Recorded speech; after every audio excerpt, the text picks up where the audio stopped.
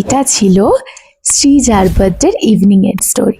তো ফার্স্টেই আমরা ভেতরে ঢুকেই দেখো শ্রীজার কি সুন্দর দুটো ছবি এখানে দেওয়া রয়েছে। তারপরে আমরা চলে গেছিলাম এই যে বার্থডে গার্লের সাথে দেখা করতে। কি মিষ্টি লাগছে না ওকে? তো বাচ্চাদেরই সব থেকে বেশি মজা লাগে এখন বুঝতে পারি। তো যাই হোক, তারপর সবার সাথে একটু ফটো ভিডিও তুলে আমরা চলে গেছিলাম কেক কাটিং এর ওখানে। তো কেক কাটিং এর সময় দেখো প্রত্যেকটা বাচ্চা বিভিন্ন রকমের বক্তব্য, কেউ এটা তো কেউ ওটা।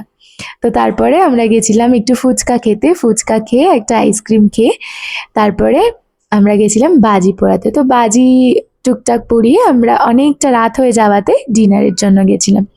এখানে আছি বলে বেশ এই ইভেন্টটা অ্যাটেন্ড করতে পারলাম, না হলে কলকাতায় না থাকলে তো এই ইভেন্টগুলো এখন আর অ্যাটেন্ড করতে পারি না, ফ্যামিলি মেম্বারদের সাথেও সেরমভাবে আর দেখা হয় না।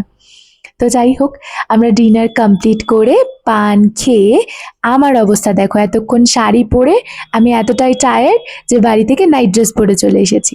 তো আজকের ব্লগটা এতটাই, দেখা হচ্ছে নেক্সট ব্লগে।